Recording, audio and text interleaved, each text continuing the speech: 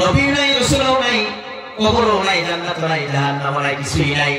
যা কয়েকদিন থাকবো, আহির খাওন খাইব, আহির আনন্দ করব। মরার পরে তার আনন্দ নাই, জান্নাতও নাই, জাহান্নামও নাই, কিছুই নাই। ফায়াকুনু তুরাবা, এরা হয়ে যাবে।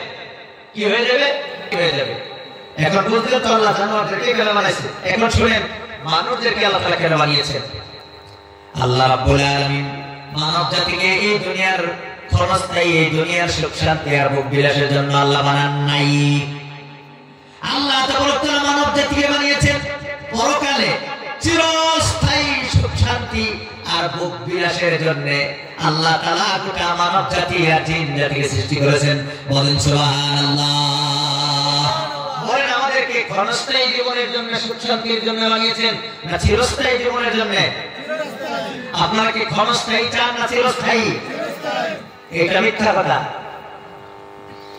বলেন যে হুজুর আপনার কাছে দলিল কি আছে? হ্যাঁ, দলিল আছে।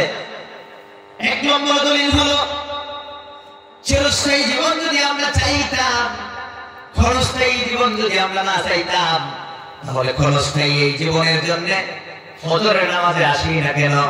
এই ক্ষণস্থায়ী